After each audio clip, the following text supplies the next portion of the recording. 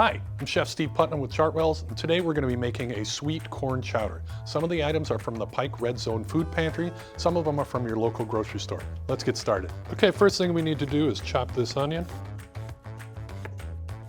Now we need to chop our celery.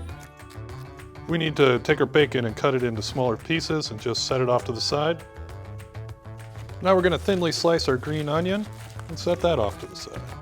Okay, now we're going to make our roux. So the first thing we want to do is put our butter into the pan. We're going to melt that down on low heat.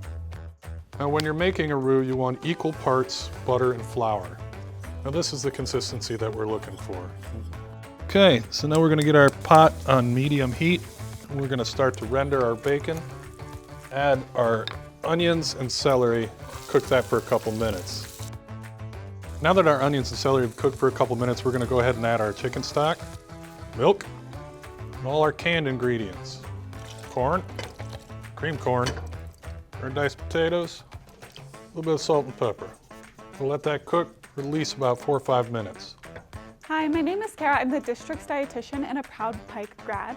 With this dish, you can swap the bacon for a leaner protein such as turkey bacon. You can also add additional veggies like carrots or bell peppers, fresh or frozen, to make it a little bit heartier.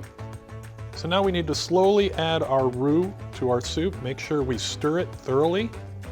You want to let it cook for at least a couple minutes to make sure that flour is fully incorporated into the soup. Delicious.